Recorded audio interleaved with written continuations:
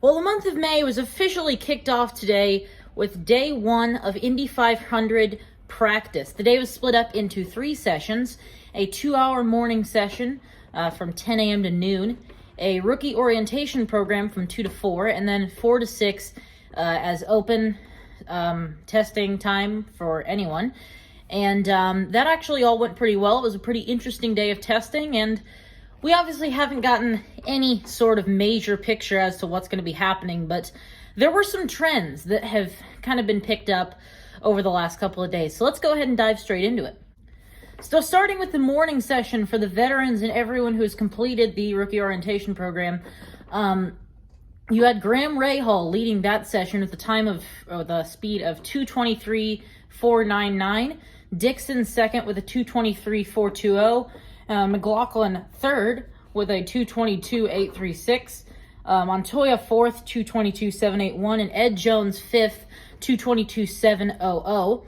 And the fastest no-toe time of that session was Ed Carpenter at 2:18.76. So, main talking points from that session. First of all, Graham Rahal, again, fastest out of the practice or whatever. He was fastest in testing as well in April. So the fact that he led it off by being fastest in April and now fastest here in May is looking like a good sign for a possibility of a Rahal 500 win attempt or something. Looking very good for the Rahal team. And then another thing, fastest no-toes time, Ed Carpenter with a 2:18.7. I think I already read that, but that stuff I'm going to be paying attention a lot to, because no-toe times are a good indicator of, well, a mix of qualifying and the race, depending on what day of practice or whatever it is. If it's on Friday, no-toe times are going to be really important for qualifying. If you're on, a couple of these other practice days, or especially once you get to, like, Sunday evening and carb day and stuff, all those no-toe times are going to be really important for who's going to do well in the race, especially by themselves. That stuff is all going to be things I'm going to be paying attention to pretty intently. So the morning session was kind of plagued by rain quite a bit. Not exactly a pour down, but more of an on and off. They go out for 15 minutes and then have a 10-minute red flag to dry off the track or whatever, because it just kept raining.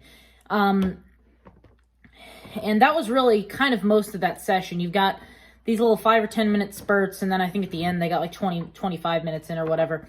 And that was the end of the session. So Rahal fastest in that one with the 2:23.449.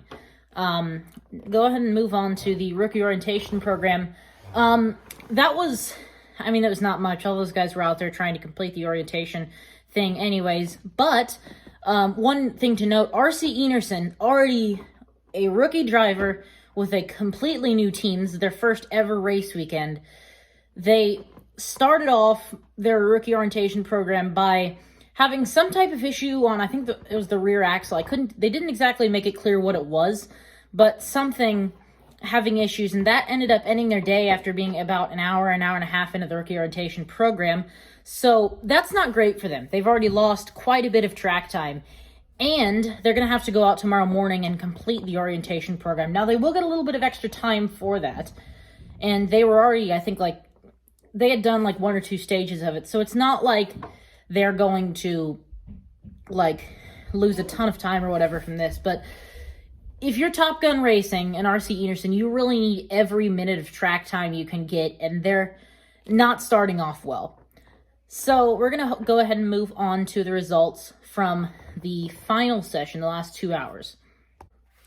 So from the final session of the day, and I guess we'll call it 3, there were actually a couple of notable things that happened. First of all, Sebastian Bourdais had an engine fire, actually, in the back of the car that ended up having them have to go off the track with about an hour and a half or so left in the session. And when they went green, it was with just a little bit over an hour left, so right before happy hour started. And right before happy hour started, Sage Karam actually went to the top of the board, and I think they had stopped. They had just went off the track and went back to the garage with 30 minutes left or something, because Karam had said he was really confident with the way his car was driving, and that he didn't want to risk crashing, which I guess is a good thing. If you, especially on day one, if you feel like you're really confident with your setup, going back to the garage, that makes sense. Because not only, another thing for Karam and I guess Dryer and Reinbold Racing is that it's a one-car team now. Hildebrand's off at AJ Foyt Racing, so they're not trying to juggle two cars and like transfer setups in between cars or whatever. It's just they can focus all their efforts on one car, which will really help them, in my opinion. So actually getting on to the results, you had Will Power leading off the day with the fastest time of 2:26.470. And by the way, all of the top 10 or something times of the day were all in the all in the later session.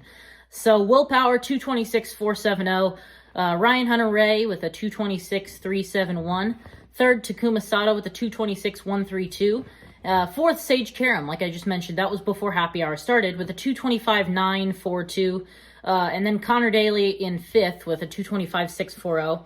And again, fastest no-toe time, Ed Carpenter. So looking good for Carpenter. Obviously, they're pretty commonly good in qualifying. So I'd say they can look at this as kind of a win for now. Obviously, we'll wait until Friday or whatever to get really how they're going to do in qualifying. But I'd say I'm judging no-toe times right now as more of a race indicator. And I think that this is looking really good for them. So final thoughts on the session overall. I think this was a very interesting day one. Nobody hit the wall, so that was a good thing. So no one's going to be super far behind, which I think that's good. This is looking really competitive so far. Especially in the first session, the times really were not that far apart. So looking to me like this could be a very competitive Indy 500 for both who gets bumped, who makes the field, and eventually the race. And I'm personally really excited for it. So we're going to go ahead and wrap this video up. I will be doing coverage of every practice day and qualifying day or whatever. I'll also be doing the iRacing Indy 500 on Saturday morning at 9 so that I can get that done. I'll be live streaming that. So I can get that done and then we can watch qualifying or whatever, and then I'll have a report out on that. We got just a really fun week and a half, I guess, a little more than a week and a half coming up. You've got Bump Day, who wins the pole, and obviously it's the Indy 500. And, Bump Day and fans returning for the first time since 2019. So that's going to be a big thing to, look forward to. Because I actually haven't been to a 500 since 2018, because we didn't go in 2019 because it looked like, we hadn't bought tickets until the last minute or whatever, and it looked like it was going to rain, so my dad was just like, well, let's just not go this year, and if it rains, we can go the next day or whatever, but, that didn't end up happening. So, enough of me rambling.